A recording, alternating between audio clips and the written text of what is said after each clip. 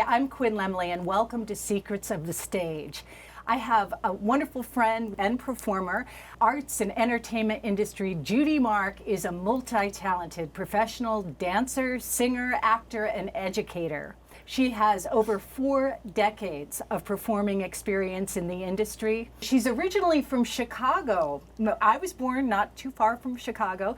She's appeared on the concert stage, off-Broadway, regional theater, cabaret, and the high seas. Last night I was at Don't Tell Mamas to see Judi Mark. Welcome. Thank you. Quinn, it's such a pleasure to see you again. You have done so much, I could barely get your whole life out. Oh my God, I need some of your collagen. Yes. Well, we'll be talking about that later. Tell me, you're doing Gwen Verdon. Here's your fabulous show, Merely Marvelous, the Songs of Gwen Verdon. And you opened last night at Don't Tell Mamas here in New York, but you've been performing this show around the country. Yes, actually, I started last season and I performed at Don't Tell Mama. Wonderful. And then I went to Florida and I did a show there that was very well received. And here I am again. And I'm so excited. And you have another show coming up next Wednesday, the 24th at Don't Tell Mamas at 7 o'clock. And I'm just really excited. I want to show a clip of you performing, just a teaser, because you really need to go see Judi in person. It's such a wonderful show. And I'll appear in a lavalier that goes all the way down to my waist. Here a ring, there a ring, everywhere a ring-a-ling, but always in the best of taste.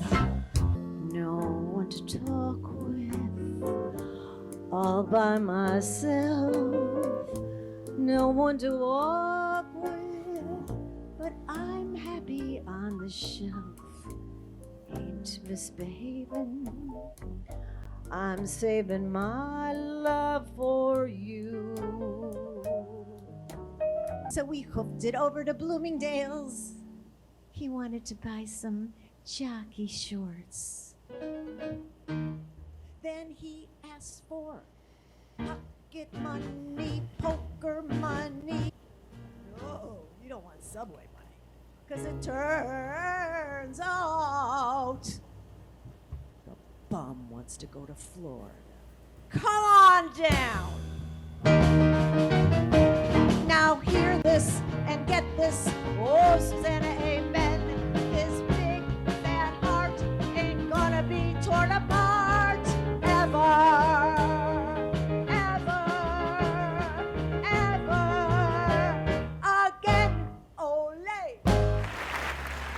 And if you knew, I know you'd agree.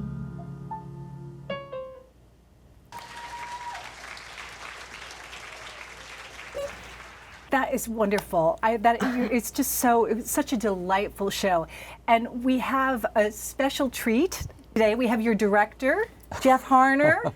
Jeff is an award-winning performer, singer, director. You're a man of all the arts. And a fan of yours. Oh. I'm really happy to be here, Quinn. Well, I mean, we've known each other for our whole lives, for our Yes. entire career. And now to see this fabulous show that you created together. What was the story behind why Gwen Verdon and the music of Gwen Verdon? I made her do it. You made her do it? No, Judi came to me with a show called Dancing Through Life that was a tribute to the lady dancers in the movies. I remember you were doing that when we met at SAG.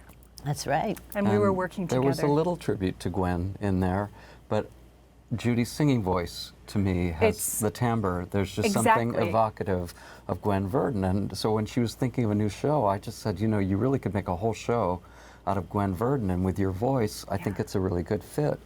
And not dancing, because that's what everyone expects, but just shine the spotlight on the songs, because she introduced great songs. Yeah, you don't realize how many, like, legendary songs that she introduced, from Sweet Charity, Damn Yankees, Chicago, Redhead.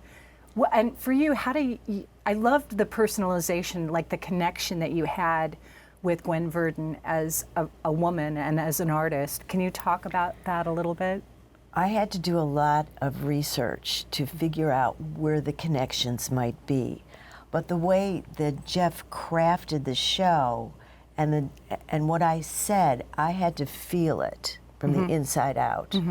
And until I could do that, I didn't really know if it was a good fit. It's like putting on a pair of shoes. You have to break it in, break them I know. in. Like when we were doing burlesque to Broadway, I would try on songs like shoes or an outfit, and then you'd say, does this propel the story forward? Yeah, that's the way it is. And it's very important to me to be organic about it and not try to do something that doesn't feel right. And to that end, it's just work, practice and more practice, and rehearsals and all of that business. The music director, endless amounts of details, which you are very familiar with. Yes, I don't think people, this show is called Secrets of the Stage, and I wanted to pull back the curtain a little bit to talk about the creative process and how you work. Like when you were coming up with the concept, were you just trying on songs, or were you reading biographies? Were you looking at interviews? What was your process? Well, I think Jeff could speak about that because he had it all in his head, and then he laid it out to me, and I just kind of, okay, all right, I would try anything, but I didn't see how I sounded like Gwen. Oh, your timbre. I mean, you don't hear that in your own voice? No, I could kind of imitate it, but I don't like to imitate anybody. I just want to be me, Yeah, I didn't feel like you were imitating her at all. I thought you were channeling her, but you weren't. It just comes out of you that way. Yeah. I thought one of the things that I think is interesting about you and Gwen, and then Quinn has the same story. You don't know this yet, but you found out that you, with your childhood scoliosis, and Gwen with her rickets, had to overcome these physical challenges through dance. Through dance. And Quinn leaned over and said, "That's my story too." Really? I was in the braces with the corrective shoes. I would have been like that. Oh my gosh. And my mother and my grandparents would cry, "You're torturing your daughter," because back then it was such a new thing to do that, but your bones are so malleable when you're that age. And my mom put me in ballet class just like you. Yeah. I was like, "Oh my God, Judi." Well, they say about Gwen that because she was turned in, that helped her do the Fosse moves. Yeah, you would think so, because how hard is it for us to do all of those but things? But he used her specific, what she brought to him, and created movement out of it. I loved your direction, Jeff, and there were just these moments, that were just very touching, in your ballads, and then the soliloquy was so great. I had forgotten about that.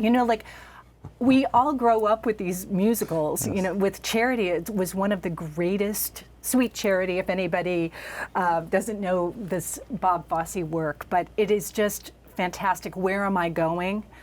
I mean, what a song. Yeah. I like Roxy Hart. Yes. She's my favorite character, and I love doing that monologue. Well, and you like have so much fun doing it. Yeah. Oh yeah. It's deliciousness. Who gets to play a merry murderess? Yes, yes. Sitting on the piano. Yes. It's great. So you're going to be playing next week on Wednesday, the 24th in Manhattan at Don't Tell Mamas, and you go to don'ttellmamanyc.com for tickets, for reservations, and it's very intimate, so there aren't a lot of seats, so get your reservation now. And I want to talk about what you're doing, Jeff. You're going to be making a big comeback at 54 Below with Alex Ryback. Yeah, Alex and I will be celebrating our 40th anniversary, which we did our first. And what did you start at 1? Yeah. We did our first cabaret act on June 13th, 1983 at Paulson's, which is now the Triad. Oh my And so gosh. on June 13th, 2023, we're celebrating our 40th anniversary at 54 Below, and it'll be live streamed, and we're very excited about it. Oh, well, we have to put the poster up of Jeff at 54 Below. There he is with Alex. And that's going to be a fantastic night. What are you going to sing? Well, we're going to just touch on some of our favorite arrangements from those 40 years. Isn't it fun? Like yes. opening up, it's like opening up a trunk, like the trunk. It was my dream to come to New York and find someone like Barbara Cook had Wally Harper. I knew when I was in high school that it was Wally Harper that crafted all those arrangements around her. And my first time out of the gate, I found Alex Rybeck, and what kind of miracle was that? And he's not only... Well, he's legendary, like you, both of you. He's just his brother and sister-in-law call us lovatives. There's the biological family and then the logical family. Yes, of course. And I feel really blessed to have such a great chosen family member and to be part of his chosen family. So that's wonderful. And to get to celebrate that in music is wonderful. Yeah, we have a clip of Jeff, and was that shot at 54 Below or was that at Laurie Beachman? I think the footage you have includes some from, both, from right? 54 Below. It has a whole bunch of different clips. It has something from the Appel Room at Lincoln Center. Yes, Jeff has played everywhere. I mean, every major room. The skies are clear, and if you want to go Town Hall. walking, dear, it's delightful, it's delicious, it's de-lovely. I fall in love too terribly hard for love to ever last. Your moonlight on a night in Capri, and Cape Cod looking out at the sea. You're all places that leave me breathless, and no wonder you're all the world to me. And I'm about to give birth to the sweetest thing on earth. When the wind and the weather blow your dreams sky high, sail away, sail away. It's the big finish. It's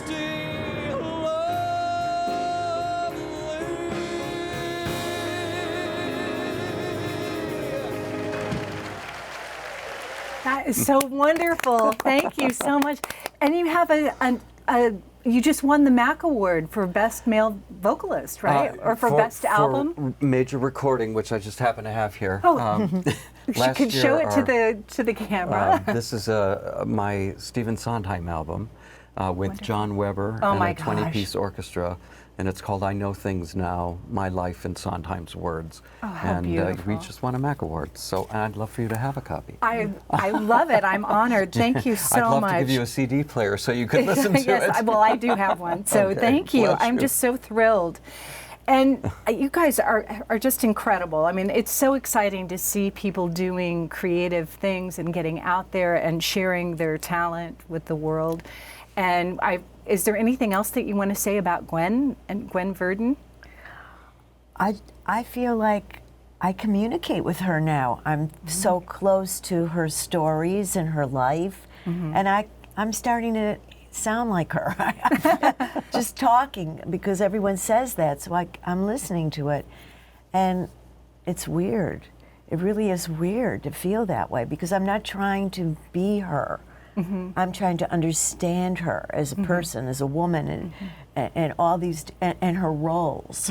I love her roles. Yes, the roles, Oh. they're always strong women and with a heart of gold. And even Roxy, she had her own heart of gold in a way. I was sad listening to her story with Bob Fosse, that he had so many friends, female friends, and she stayed true to him. I know. Well, they had so much else that they were like that. Well, they were nobody like could- Paul and I, like they did everything together. I mean, Absolutely, they were symbiotic. They created together, and that's Well, she was his muse. right. And it's hard to, I mean, it's not easy to turn your back on that and pretend. But I read somewhere where he said he had to be free, and I've heard that from other men too. That they use this extra sex to be creative. I mean, take it or leave it. That's what they say. He definitely was. He definitely was creative. Yeah. Well, you guys, thank you so much for being here, and thank you for bringing your show to New York. Thank you. And Thank touring you, it. Quinn. I'm sure you're going to be playing all over the country. And, I hope. And Jeff, I'm sure. Well, you're always you're everywhere. And thank you for bringing your show back to New York. Oh yes, Rita Hayworth. The heat is on. Wow. So you guys, thank you so much. Thank you, Quinn, for having me, Quinn. And Jeff. and you're us. judimark.com. Yes. And jeffharnar.com. It's HARNAR. So. A for effort. No, A for absolutely. So we'll be back with our next segment, and I'm Quinn Lemley with Secrets of the Stage.